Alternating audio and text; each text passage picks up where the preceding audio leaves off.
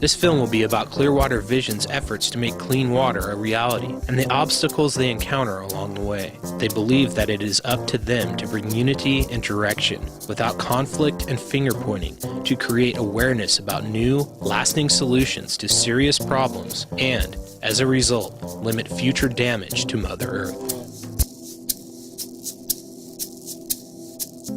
Many people believe that good stewardship of our planetary gifts involves a shift in consciousness from the old to the new, from separation to unity, from force to empowerment. Increasing the awareness of the contamination at Clear Lake will show people the connection between contemporary thought and ancient wisdom. The water in the lake is truly ancient, and understanding this is crucial to understanding the area's importance.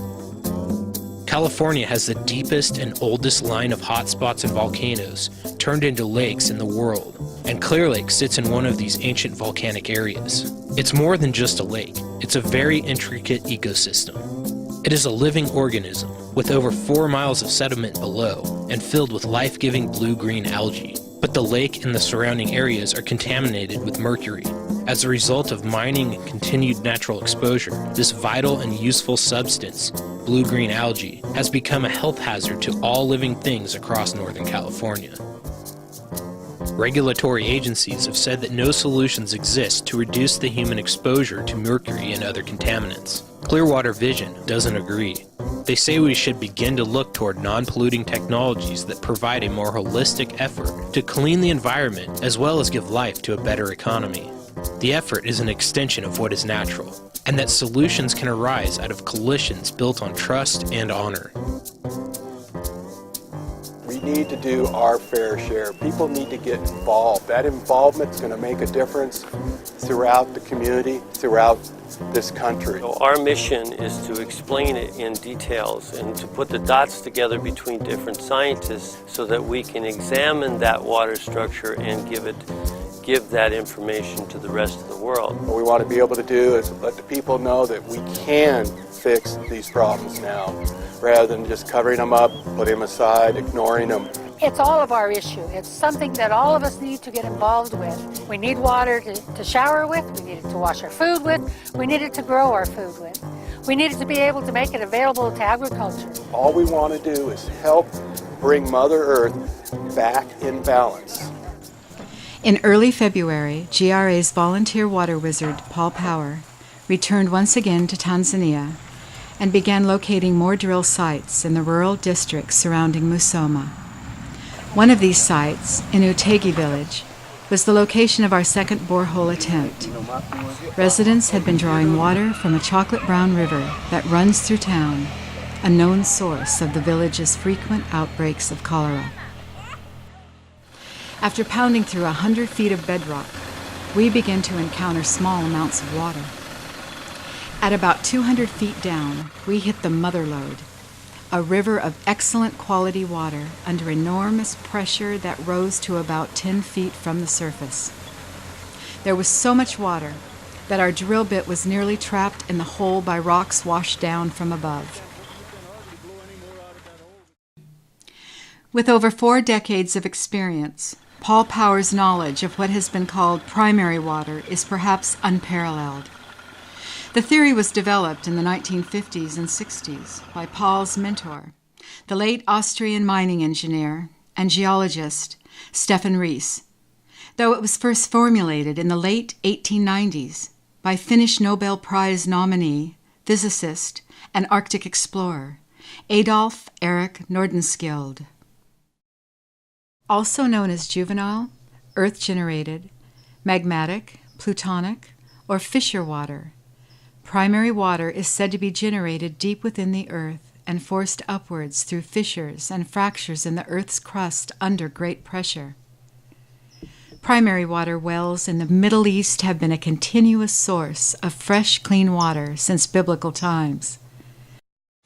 So Russell Anderson, you're the one who's founded this project and started it. So can you tell us a little bit about yourself and how you got involved and interested in this project? I found myself coming to Clear Lake because I was asked by a shaman on the lake. When someone told me it was the oldest lake in our country and the second oldest lake in the world, I started to look to see, well, what was he really saying? This is really the reason why I started this, is because Clear Lake is basically it's sacred water. The privatization of water is not the way. This is really the real reason why the documentary and the awakeness of humanity and why California is centered into a place where we can actually develop the abundance of humanity.